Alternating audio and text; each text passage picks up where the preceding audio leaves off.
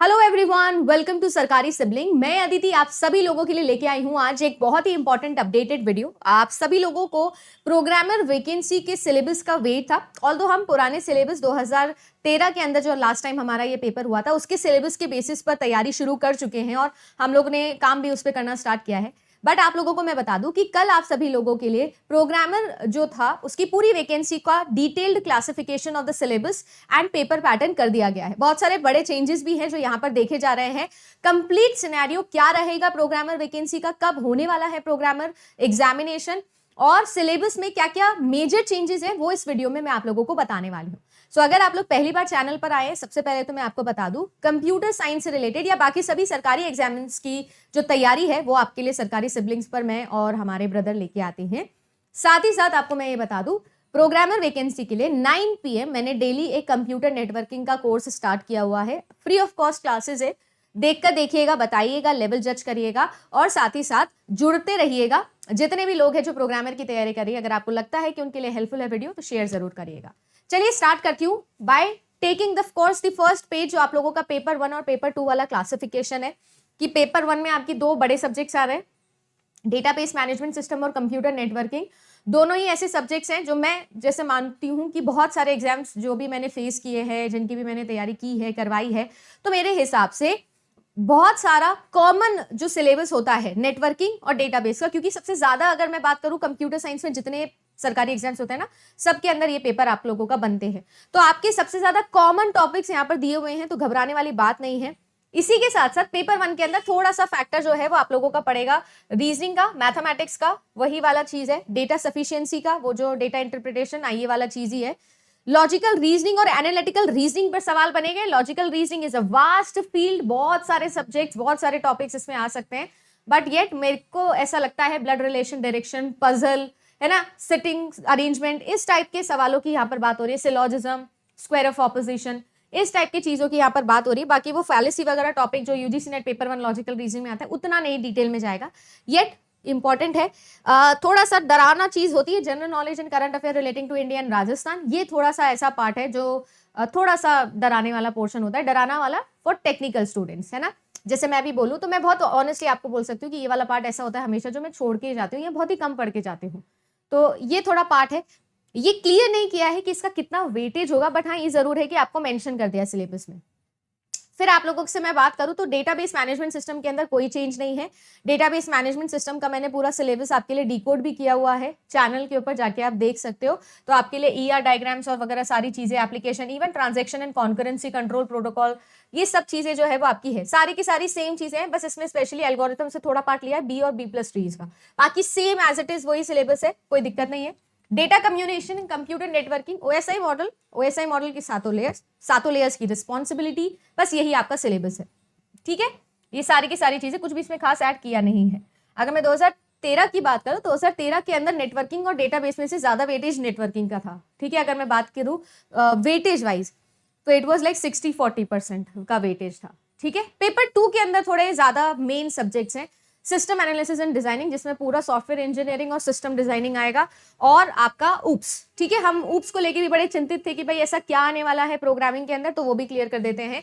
System analysis and designing का portion बहुत ही ज्यादा है, आप लोगों को अगर मैं बताऊं तो काफी ज्यादा है। पेपर 2 का फर्स्ट सब्जेक्ट, इसके अंदर पूरा आप लोगों का सिस्टम डिजाइनिंग आ गया, प्लानिंग आ गया, पूरा डीएफडी आ गया, आईपीओ कॉन्सेप्ट्स आ गए, एसडीएलसी आ गया, सॉफ्टवेयर डेवलपमेंट लाइफ साइकिल्स, है ना, सारे मॉडल्स आएंगे। इसका मतलब है वेरिफिकेशन, वैलिडेशन, कंप्लीट टेस्टिंग वाला पार्ट, यानी सॉफ्टवेयर इंजीनियरिंग तो पूरा का पूरा इसमें लिखा हुआ है। मैनेजमेंट से रिलेटेड क्वेश्चन है, मेंटेनेंस से रिलेटेड क्वेश्चन है, तो मेंटेनेंस और रिलायबिलिटी, कॉन्करेंसी, ये सारे न्यूमेरिकल्स भी आप लोगों के बनेंगे डेफिनेटली, तो ये सब चीजें जो है वो यहाँ पर आ जाती है।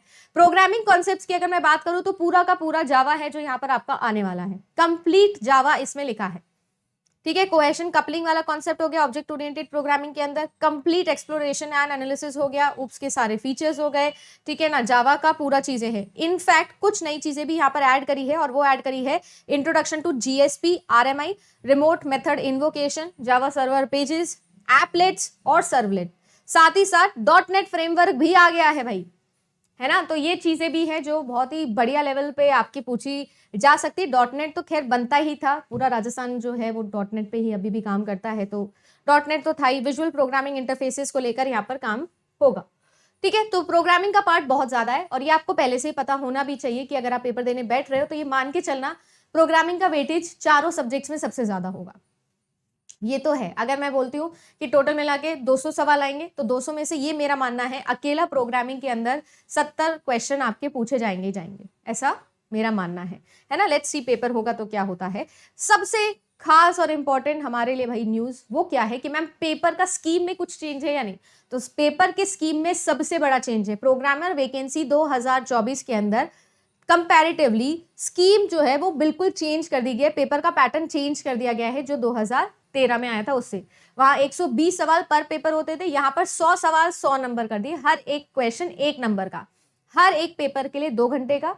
पेपर सेम ही डे होते हैं इसके, तो इवनिंग शिफ्ट और मॉर्निंग शिफ्ट के अंदर 2 शिफ्ट के अंदर पेपर होगा और आप लोगों के लिए 2-2 घंटे आपको मिलेंगे और आपके 100-100 नंबर के होने वाले हैं, यानी टोटल 200 सवाल एक दिन के अंदर और आपको 200 नंबर का होने वाला है। क्या नेगेटिव मार्किंग होगी? यस, नेगेटिव मार्किंग आप लोगों की यहाँ पर होने वाली है। तो नेगेटिव मार्किंग वही राजस्थान के पेपर्स में जो होती है 1/3, सेम हर राजस्थान गवर्नमेंट के जितने भी सरकारी एग्जाम्स होते हैं राजस्थान में सब में नेगेटिव मार्किंग 1/3 ही होती है, तो वही 1/3 होगी आई गेस। यस, 1/3 ही है। दूसरी इंपॉर्टेंट चीज, 5th ऑप्शन वाला चीज भी इसमें इंट्रोड्यूस हो गया है। अब तो हमारे राजस्थान के सभी एग्जाम्स में 5th ऑप्शन वाला चीज भी है। तो 5th ऑप्शन का मतलब ये है अगर 5वां गोला नहीं भरे हो, जिस क्वेश्चन को छोड़ना भी चाहते हो उसके लिए भी, तो नेगेटिव मार्किंग होगी। खाली छोड़ देते हो तो भी नेगेटिव मार्किंग होगी, भरना ही पड़ेगा। आप किसी क्वेश्चन को छोड़ नहीं सकते, किसी ना किसी ऑप्शन पे तो टिक करना है। अगर आपको उसका आंसर नहीं आता है तो आप 5th ऑप्शन टिक करोगे। खैर आप लोग सब लोग समझ गए होंगे, जिन्होंने पेपर फर्स्ट टाइम देना है उनके लिए मैं ये बता रही हूँ। 10 मिनट एक्स्ट्रा मिलते हैं और वो 10 मिनट एक्स्ट्रा मिलते हैं पर वो डिपेंड करता है सेंटर पर। मैं खुद भी रही हूँ इन्विजिलेटर पिछले कुछ दिनों में, जब से ज्वाइन की हूँ, तो मैं आपको ये बता सकती हूँ कि कभी कभी सेंटर्स पे अलाउ कर देते कि पेजेस खोल ले कॉपी के, मतलब क्वेश्चन पेपर देख ले और फिर OMR भर ले। कुछ कुछ सेंटर्स पर नहीं अलाउ करते हैं, बिल्कुल पेपर बंद करवा दिया जाता है और फिर आपको गोले ही भरने होते हैं, बस ई ही भरना होता है। तो ये सेंटर टू सेंटर भी डिपेंड करता है, बट अगर देखा जाए तो यहाँ पर बात ऐसी सिर्फ एक्स्ट्रा टाइम आपको गोले भरने के लिए, वो ई ऑप्शन मार्क करने के लिए दिया है। तो आप ये पहले से ही प्रिपेयर करके चले कि आपका जो 2 घंटे है उससे पहले 2 घंटे के अंदर अंदर आपके 100 सवाल हो जाने चाहिए, फिर आपको 10 मिनट एक्स्ट्रा मिलेंगे, ठीक है ना। अगर कोई भी ऐसा कैंडिडेट है जिसने क्या नहीं किया है, 10% से भी 10% पेपर भी अटेम्प्ट नहीं किया है, गोले नहीं भरे हैं, दाखिल नहीं किया है आपका OMR, तो उसका पेपर ही डिस्क्वालीफाई हो जाएगा, खाली नहीं छोड़ सकते आप। कुल मिला के बात ऐसी, ठीक है। तो ये सारी इंफॉर्मेशन थी जो मुझे आपको देनी थी। अब आप लोग देखो, ठान लो, समझ लो, क्योंकि ये जो चीज है ना, ये ऐसी चीज है, इट विल टेक टाइम। ऐसा नहीं है कि आपको बस एकदम से चीजें हो जाएगी। कोई ऐसा बच्चा है जो गेट की, नेट लेवल की, बार्क, इसरो लेवल की तैयारी ऑलरेडी कर चुका है, एक बार सिलेबस उनका पढ़ चुका है, मैं आपको कहूंगी कि आपके लिए ये एग्जाम बहुत फ्रूटफुल होने वाला है और बहुत जल्दी आपका सिलेबस खत्म हो जाएगा। पर केवल सिलेबस खत्म करने से मतलब नहीं है, आपको बहुत अच्छी प्रैक्टिस यहाँ पर करनी पड़ेगी, क्योंकि कंपटीशन अच्छा खासा होगा।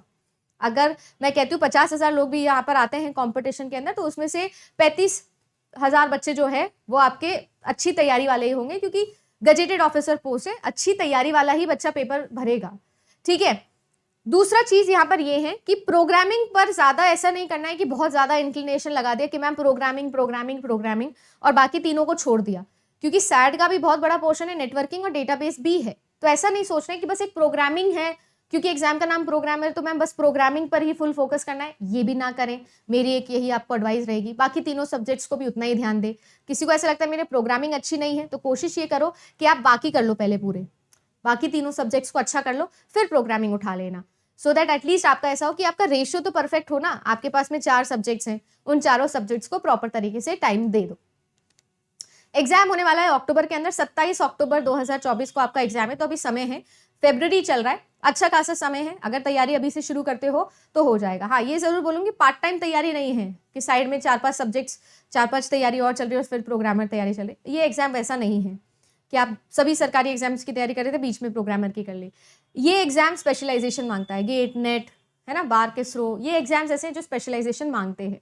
तो you have to devote all your energies and all your time for programmer vacancy only. अगर आप प्रोग्रामर बनना चाहते हो तो मैं तो बस यही आपको एडवाइस कर सकती हूँ। बाकी आप सब लोग समझदार हो, अडल्ट हो, तो जैसा आपको ठीक लगे आप ज़रूर करिएगा। मैं 9 PM डेली आती हूँ आप लोगों के लिए, आज भी आऊँगी। आज जो है वो हम सभी लोग कंप्यूटर नेटवर्किंग पढ़ रहे हैं और पिछले 5 से 6 क्लासेस ऑलरेडी हो गई। आज क्लास 6 या 7th है मेरी, तो अगर आप लोगों को ज्वाइन करना है तो नेटवर्किंग वाली क्लास में आप आ सकते हैं। फिलहाल के लिए बस इतना ही। Thank you so much, bye bye and take care.